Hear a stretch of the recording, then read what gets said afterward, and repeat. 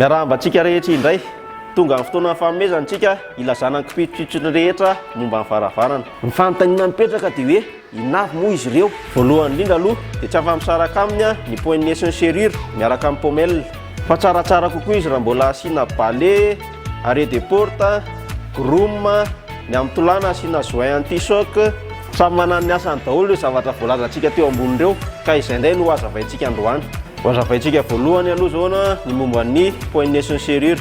Ny poignée ny sitomana sy ansoana rehefa mivoaka na miditra. Ny serrure indray ny miantoka ny blocage na varavarana, ka rehefa idina dia tsy voavoratsy amin'ny lakile an'irery ihany.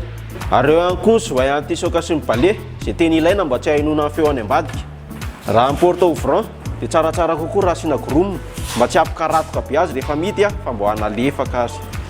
Araka ny voalazako teo dia tsy afa-misaraka aminy ny serrure sy ny pommelle satria ireo no tena miantoka ny sécurité antsika voalohany indrindra.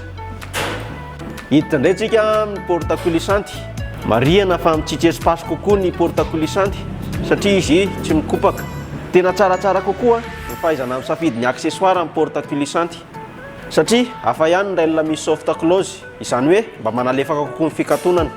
Amin'ireo karazana varavaran'ireo na coulissante na ouvrante dia afaka misafidy tsara ny varavarana pleine na alvéolaire. Dia tapitra sahady indray ary ity tafatafantsika androany ity. Ary manaraka antsika hatrany hanaraka tsy tapaka ity page ity na koa any amin'ny vidéo any chaîne YouTube an'ny Home Store.